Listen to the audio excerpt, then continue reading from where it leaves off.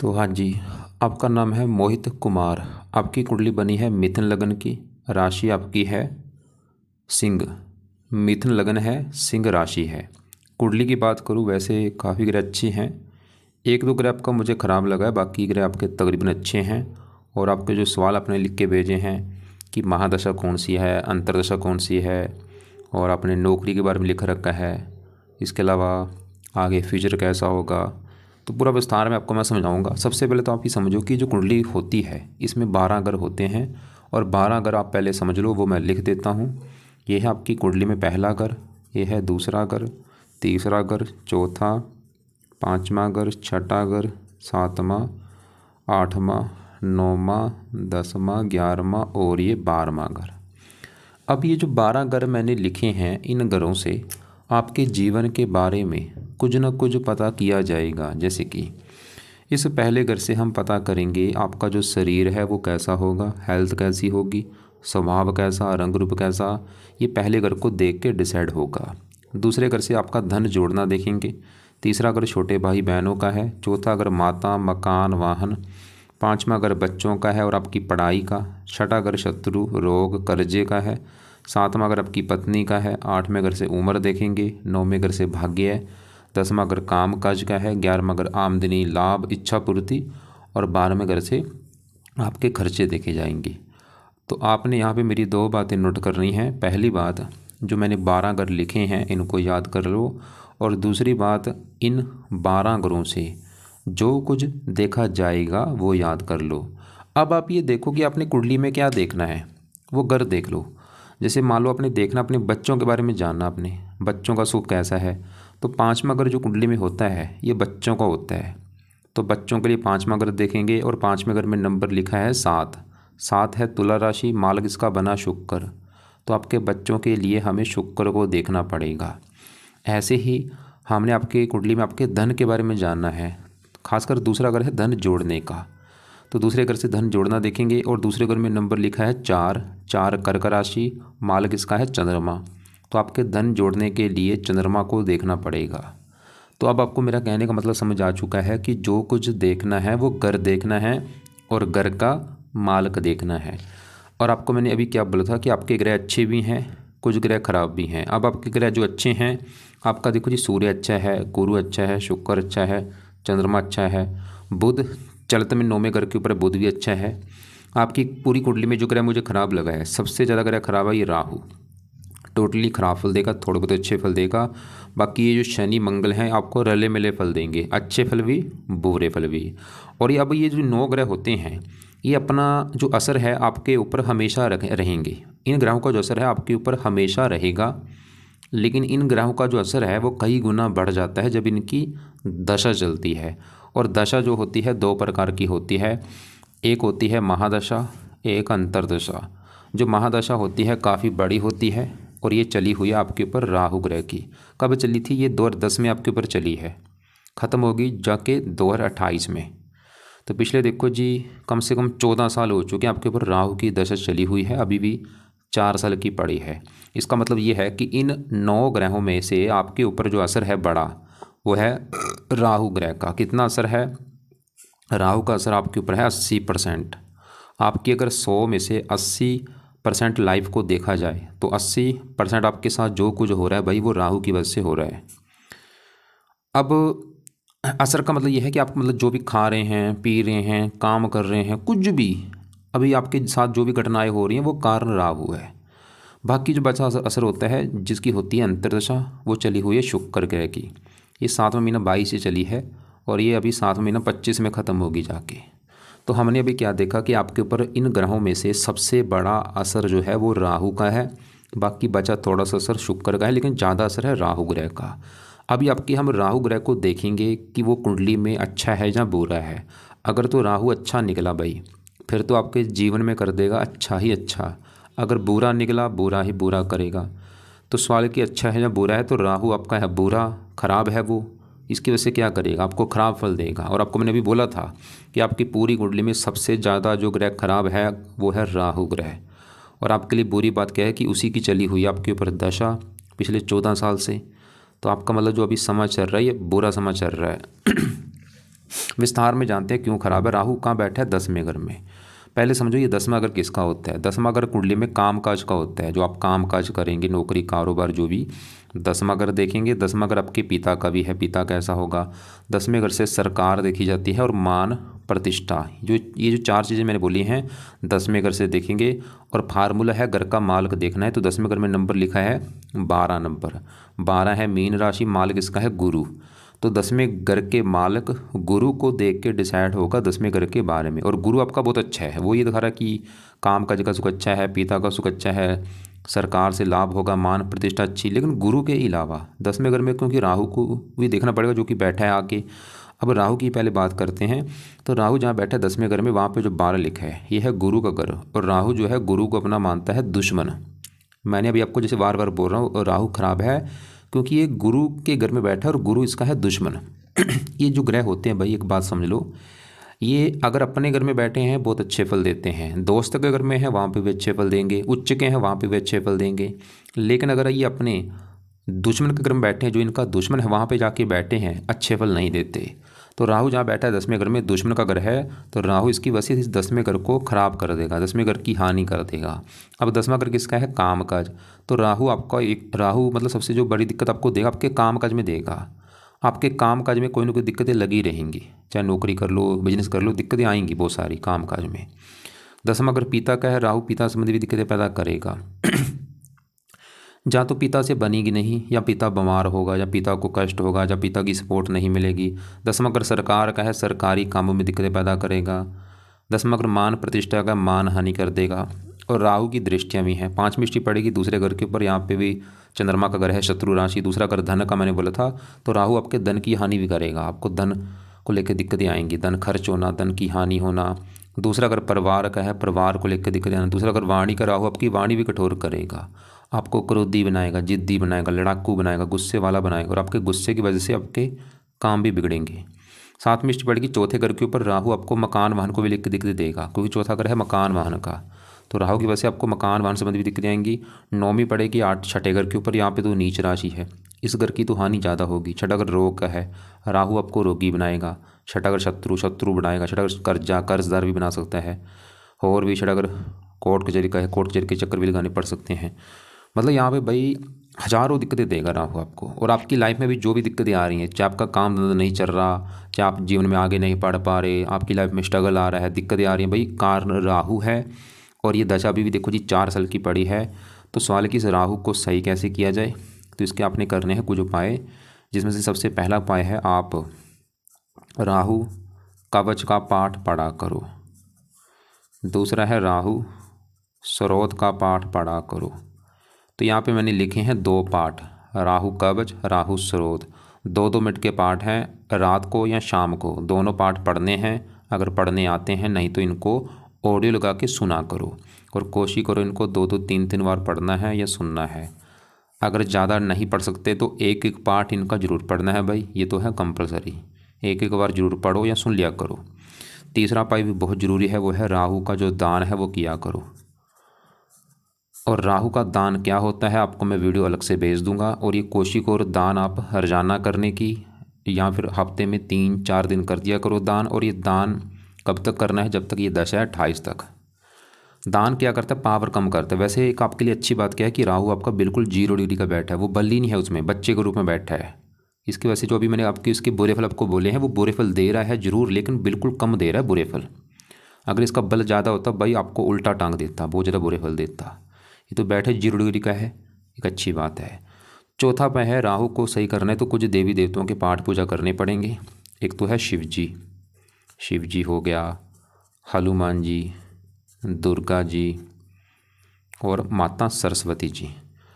यहाँ पे देखो जी, मैं ये नहीं बोलूँगा कि चारों की पूजा उपासना करो, लेकिन चारों में किसी आप चाहे 1 की चाहे 2 की, जो आपकी मर्जी है वो जरूर करो। अब इनकी पूजा उपासना में क्या करना है, जैसे शिव जी की बात करूं तो शिव जी के रोजाना मंदिर जाना शुरू कर दो, या घर पे ही शिव जी का कोई ना कोई पाठ बैठ के पढ़ा करो। सबसे बेस्ट है शिव जी का जो है मंत्र ओम नमः शिवाय।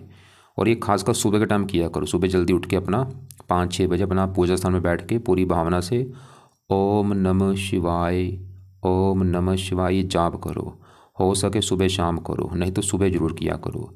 और हनुमान जी के लिए क्या करो, हो सकता है तो हनुमान जी के मंदिर जाओ माथा टेकने, या घर पे ही हनुमान जी का पाठ पढ़ा करो सुबह शाम। सुबह बैठ के संकट मोचन पढ़ लो, हनुमान चालीसा पढ़ लो, शाम को बजरंग बाण पढ़ लो, और दुर्गा जी का लिए दुर्गा चालीसा पढ़ लो रोजाना, माता सरस्वती का कोई पाठ पढ़ लो। मैं यहाँ पे फिर बोलूँगा भाई, मैं ये नहीं बोलूँगा कि चारों के करो, लेकिन जो आपको सही लगता है कर लो। वैसे शिव जी और हनुमान जी ये बेस्ट हैं, इनके जरूर कर ला। बाकी दुर्गा जी चाहे इनके माता सरस्वती की करो चाहे ना करो, शिव जी हनुमान जी इनके जरूर करो। राहु का रंग है नीला, नीले कपड़े पहनने बंद कर दो या कम यूज़ किया करो। तो ये उपाय अगर आप करते हैं भाई, राहु बिल्कुल अच्छा हो जाएगा। और ये उपाय कम से कम जब तक 4 साल की दशा भी पड़ी है 4 साल तक जरूर करो। तो मैं एक बार दोबारा रिपीट कर दूँ, दोनों जो पाठ हैं शाम को या रात को पढ़ना है या सुनना है, दान जरूर करना है, जो कि आपको मैं वीडियो भेज दूंगा। और राहु जो है शिव जी हनुमान जी दुर्गा जी इनके पाठ पूजा से प्रसन्न होता है, तो इनके पाठ पूजा भी जरूर करने हैं, किसी न किसी की जरूर करो। अब और मैं फिर बोलूँगा, देखो जी कुंडली बहुत अच्छी है, बस आपका जो ग्रह खराब है, मतलब आपकी समझ लो बुरी किस्मत ही लगा लो कि जो ग्रह खराब है उसी की चल रही दशा आपकी। चलो यहाँ पे एक अच्छी बात है कि दशा भी कुछ साल की पड़ी है, 3-4 साल में ख़त्म हो जाएगी 28 में।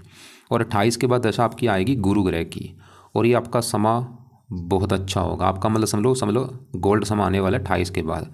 अब इसी की बात कर ही लेते हैं। अब जैसे मैंने बोला था राहु जो बैठे ये 10वें घर में बैठा है, मैंने आपको क्या बोला था कि 10वां घर कामकाज का है, पिता का है, सरकार का है, मान प्रतिष्ठा का।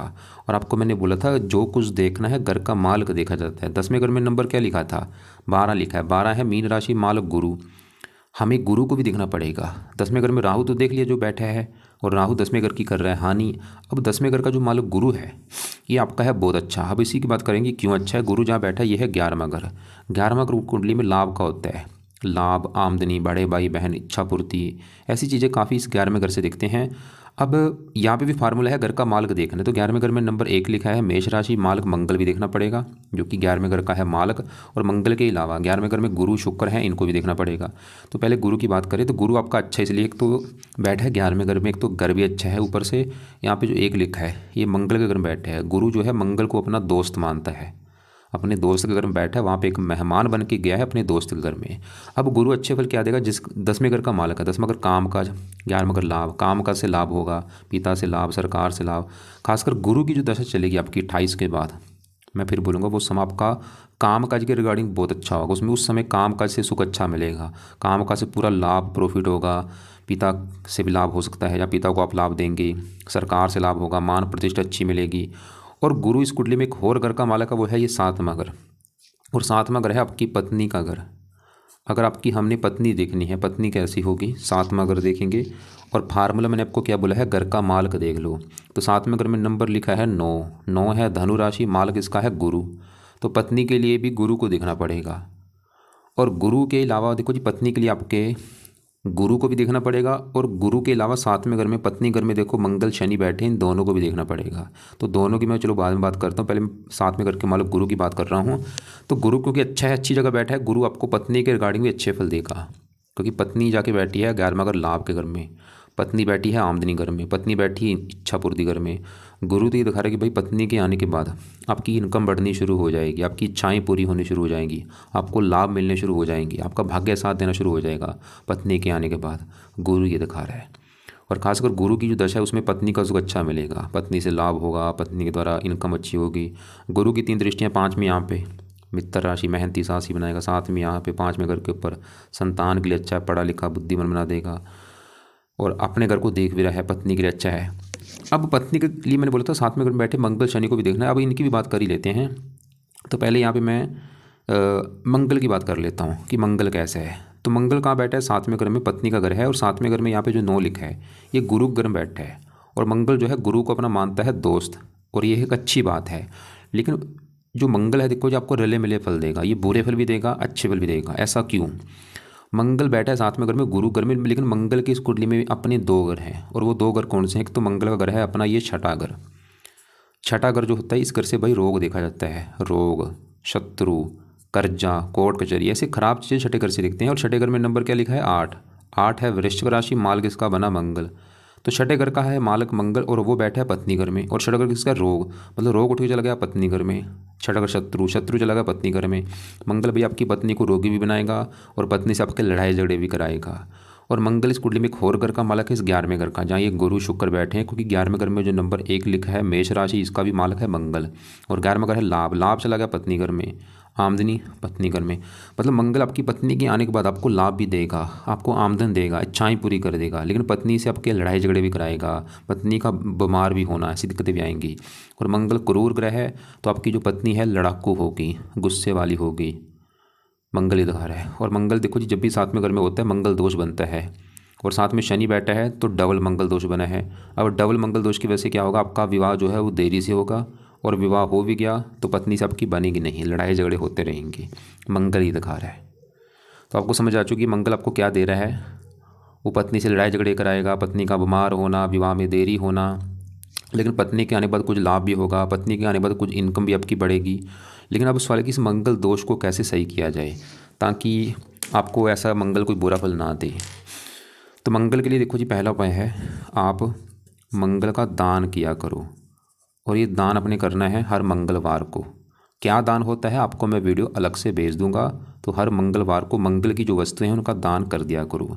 दूसरा उपाय है मंगल के जो देवता हैं वो है हनुमान जी, जो जितनी ज़्यादा हो सकता है हनुमान जी की पूजा उपासना किया करो। जैसे आपको मैंने राहु के लिए भी बोला है, ये मंगल मतलब हनुमान जी से आपका राहु भी अच्छा हो रहा है, मंगल भी अच्छा हो रहा है देखो, और ये शनि को भी अच्छा करता है हनुमान जी, कई ग्रह अच्छे होते हैं। तो हनुमान जी की तो पाठ पूजा सुबह शाम किया करो, हनुमान जी का मंत्र जाया करो, और सबसे बेस्ट है हनुमान जी का जो मंत्र है ओम हनुमते नमः, वो जाप किया करो, सबसे बेस्ट। तो एक तो मंगल का दान हर मंगलवार को हनुमान जी का पाठ सुबह शाम, सुबह बैठ के संकट मोचन पढ़ लो, बजरंग बाण पढ़ लो, शाम को हनुमान चालीसा पढ़ लो। और वैसे और भी उपाय हैं, क्योंकि यहाँ पे देखो जी बता ही देता हूँ आपको मैं सभी उपाय। तीसरा उपाय है आप मंगल कवच का पाठ पढ़ा करो। चौथा है मंगल स्रोत का पाठ, क्योंकि आपने मुझे सही ढंग से सवाल नहीं लिख के भेजा कि आपका पत्नी को लेकर क्या सवाल है। प्रॉपर सवाल लिखना चाहिए कि पत्नी को लेकर कोई सवाल है या नहीं क्या पूछना है पत्नी के बारे में। खाली आपने लिखा है विवाह के बाद लाइफ कैसी होगी, अभी मुझे नहीं पता आपका विवाह हुआ है या नहीं हुआ। तो 4 उपाय आपने करने हैं, मंगल का दान, हनुमान जी की पूजा उपासना, मंगल के जो देवता हैं और मंगल कवच का पाठ, मंगल स्रोत का पाठ। ये दोनों पाठ सुबह के टाइम पढ़ने हैं या इनको ऑडियो लगा के सुना करो। और मंगल का रंग है लाल, लाल कपड़े कम यूज़ किया करो, खासकर मंगलवार को कम यूज़ करने हैं। अब देखो जी, साथ में जो शनि बैठा है, तो पत्नी के घर में शनि भी बैठा है, शनि को भी देखना पड़ेगा। और शनि जहाँ बैठा है साथ में घर में वो है गुरु का घर, और शनि जो है गुरु को अपना मानता है दुश्मन, तो शनि भी साथ में घर को थोड़ा सा ख़राब कर देगा। साथ में घर है पत्नी का घर, शनि भी आपको पत्नी को लेकर दिक्कतें पैदा करेगा। शनि भी दिखा रहा है कि आपके विवाह में देरी होगी, और विवाह हो भी गया तो पत्नी से आपके लड़ाई झगड़े होंगे, पत्नी से बनेगी नहीं, पत्नी आपकी क्रोधी होगी, जिद्दी होगी, गुस्से वाली होगी, उसी की वजह से लड़ाई झगड़े होंगे। लेकिन शनि की इस कुंडली में अपने 2 घर हैं, एक तो शनि का घर है ये 8वां घर, और ये 9वां घर। 9वें घर से देखा जाएगा आपका भाग्य है, भाग्य देखना है 9वां घर। 9वें घर में 11 लिखा है, कुंभ राशि मालक शनि, तो भाग्य देखने के लिए शनि को देखना पड़ेगा, और वो बैठा है पत्नी घर में, मतलब भाग्य चलेगा पत्नी घर में। शनि वैसे ही दिखा रहा है कि पत्नी के आने के बाद भाग्य साथ भी देना शुरू हो जाएगा। तो शनि मतलब पत्नी के आने के बाद आपका भाग्य साथ भी देगा, लेकिन पत्नी से आपके लड़ाई झगड़े भी होंगे। अब वही बात फिर आ गई कि भाई शनि ऐसा क्या किया जाए कि शनि भी आपको बुरे फल ना दे, मतलब आपकी पत्नी से लड़ाई झगड़े ना हो। तो शनि के लिए भी आपने देखो जी जो उपाय करने हैं, पहला उपाय है आप शनि मंदिर माथा टेकने जाया करो हर शनिवार को। दूसरा उपाय है शनि चालीसा का पाठ पढ़ा करो रात के समय। तो ये 2 उपाय कर लो। पहला है मंदिर जाना है हर शनिवार को, माथा टेक के आओ वहाँ पे जाके, और दूसरा है शनि चालीसा का पाठ रात को पढ़ना है या इसको सुनना है। अब आगे बढ़ते हैं, आपके दूसरे ग्रहों की बात करते हैं। जैसे कि देखो जी, आपके यहाँ पे मैं बात करता हूँ, ये जो दूसरा घर होता है ये कुंडली में होता है धन जोड़ने का, कितना धन जोड़ेंगे। दूसरा घर, दूसरे घर में नंबर 4 लिखा है, कर्क राशि, माल किसका है, चंद्रमा, तो धन जोड़ने के लिए चंद्रमा को देखना पड़ेगा, और वो यहाँ पे बैठा है तीसरे घर में। तीसरा घर है मेहनत का घर, पराक्रम का घर, और यहाँ पे सिंह राशि मित्र राशि में बैठा है, मतलब धन मेहनत। चंद्रमा तो ये दिखा रहा है कि आप खुद की मेहनत के बल पर धन कमाएंगे, लेकिन दूसरे घर के ऊपर जिसकी दृष्टि है वो राहु की है, और राहु आपके धन की हानि कर रहा है। मतलब चंद्रमा आपका फिर भी अच्छा है, वो तो ये दिखा रहा है कि आप धन कमाएंगे खुद की मेहनत के बल पर, और आपको मेहनती साहसी बनाएगा, धनी बनाएगा खुद की मेहनत के बल पर। लेकिन दूसरे घर के ऊपर जो राहु है वो दृष्टि दे रहा है, और राहु दूसरे घर को खराब कर रहा है। और ऐसे ही चौथे घर में जो केतु है ये भी थोड़ा सा चौथे घर को लेकर दिक्कतें देगा लाइफ में। अब चौथा घर पहले समझो किसका है। चौथा घर है आपकी माता का घर, मकान का घर, वाहन, भूमि, जमीन, जायदाद। ये चौथे घर से देख के डिसाइड होगा और चौथे घर में नंबर लिखा है 6। 6 है कन्या राशि, माल किसका है बुध। हाँ, हमें बुध को भी देखना पड़ेगा चौथे घर के बारे में जानने के लिए। और बुध के अलावा चौथे घर में केतु है, उसको भी। तो केतु भी थोड़ा सा चौथे घर में बैठ के, चौथा घर है माता का, केतु आपकी माता को बीमार कर देगा या माता से मनमुटाव होगा। चौथा घर मकान वाहन का है, इसको लेके थोड़ी सी दिक्कतें आएंगी मकान वाहन को लेके। खासकर चौथा घर है जन्मभूमि का, केतु आपको जन्मभूमि पर टिकने नहीं देगा, आपको जन्मभूमि छोड़नी पड़ेगी जो आपकी जन्मभूमि है। जैसे आपने लिख रखा कोटा लिख रखा है, तो कोटा जो आपकी जन्मभूमि, उससे आपको दूर जाना पड़ेगा, आपको फ़ायदा भी होगा अगर दूर जाते हैं। केतु के लिए कुत्तों को रोटी डाल दिया करो। अब चौथे घर का जो मालिक बुध है, बुध बैठे 8वें घर में, लेकिन चलत में है 9वें घर के ऊपर, जो कि अच्छी बात है। मतलब बुध आपको अच्छे फल देगा 9वें घर के ऊपर आने की वजह से। 9वां घर भाग्य का मतलब चौथा घर मकान वाहन भाग्य, भाग्यवंशी वैसे आपको मकान वाहन का सुख मिलेगा। और बुध की दशा अच्छी जाएगी। और बुध आपके पहले घर का मालिक शरीर भाग्य, वैसे बुध फिर भी आपको भाग्यशाली बनाएगा। और विदेश का घर है, जन्मभूमि से दूर लेके जाएगा आपको, वहाँ पे ज़्यादा भाग्य साथ देगा। और यहाँ पे सूर्य बैठा है 9वें घर में, लेकिन चलत में ये जा रहा है 10वें घर के ऊपर। 10वें घर में जब भी सूर्य होता है, ये वैसे सरकारी नौकरी का योग बनाता है, पिता के लिए अच्छा होता है, मान प्रतिष्ठा अच्छी देता है। लेकिन 10वें घर में जो राहु बैठा है, ये आपके सरकारी नौकरी के योग में कमी कर रहा है। वैसे 10वें घर का मालिक गुरु भी अच्छा था। शुक्र की बात करूँ, ये 5वें घर का, ये 5वां घर जो है ये संतान का घर होता है, संतान देखनी है 5वां घर। 5वें घर में 7 लिखा है, मालिक इसका है शुक्र, तो संतान के लिए शुक्र को देखेंगे। और वो बैठा है लाभ के घर, मतलब संतान चलेगी लाभ के घर में, संतान इच्छा पूर्ति। शुक्र ही दिखा रहे कि आपकी संतान होने के बाद आपकी इच्छाएं पूरी होनी शुरू होंगी, आपको इनकम बढ़नी शुरू होगी, लाभ मिलने शुरू होंगे संतान होने के बाद। तो ये है आपकी देखो जी कुंडली का फलादेश। बताने को यहाँ पे हज़ारों चीज़ें हैं, लेकिन आपको मैंने सिर्फ शॉर्टकट में बताया है। और तो दोबारा मैं एक बार रिपीट कर दूँ कि आपकी जो कुंडली है, गुरु अच्छा है, शुक्र अच्छा है, सूर्य अच्छा है, बुध अच्छा है, चंद्रमा अच्छा है, और बाकी जो आपका मंगल आपको मैंने बता ही दिया है, रले मिले फल देगा। पत्नी संबंधी दिक्कतें पैदा करेगा, पत्नी से लड़ाई झगड़े होना, विवाह में देरी होना, क्योंकि मंगल दोष बना डबल। लेकिन पत्नी के आने के बाद आपको लाभ भी होगा, इनकम भी बढ़ेगी। ऐसे ही शनि जो है, पत्नी आएगी तो भाग्य साथ देगा, लेकिन पत्नी से लड़ाई झगड़े और विवाह में देरी होना, तो ये दोनों मिलकर आपकी वैसे पत्नी से आपके लड़ाई झगड़े होते रहेंगे, कई बार तलाक तक की नौबत आ जाना, ऐसी दिक्कतें आएंगी आपको। राहु आपका ये ज़्यादा ख़राब है। तो टोटली मतलब आपने शुक्र के उपाय नहीं करने, सूर्य के उपाय नहीं करने, बुध के उपाय नहीं करने, चंद्रमा के उपाय नहीं करने, केतु के लिए खाली कुत्तों को रोटी डाल दो। और उपाय किसके करने हैं? इस राहु ग्रह के। क्यों? क्योंकि खराब ज़्यादा है और ऊपर से इसकी दशा है। तो राहु के यहाँ पे जो भी उपाय हैं वो मैंने लिख दिए हैं।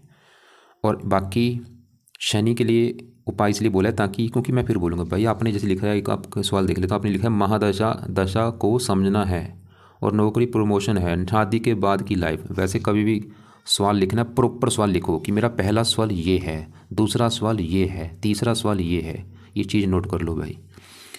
अब अगर आपका सवाल ये है कि मेरा शादी नहीं हो रही, तो मैं बोलूँगा शनि मंगल आपके विवाह में कर रहे हैं देरी, तो इन दोनों के उपाय जरूर करो। अगर आपका शादी को लेकर सवाल है तो शादी के लिए शनि मंगल के जो उपाय हैं, मंगल के यहाँ पे मैंने लिखे हैं कि मंगल का दान करो, हनुमान जी की पूजा उपासना करो, मंगल कवच स्रोत के पाठ सुबह के टाइम पढ़ा करो या सुना करो। और अगर फिर भी आपका अगर आपका विवाह नहीं हो रहा भाई, तो एक उपाय है जिसे कहते हैं गठ विवाह। नकली का विवाह होता है वो आप करा सकते हैं, जहाँ कुंभ विवाह होता है, गठ विवाह या कुंभ विवाह, इनमें से एक विवाह करा लेना, उससे आपका विवाह हो जाएगा।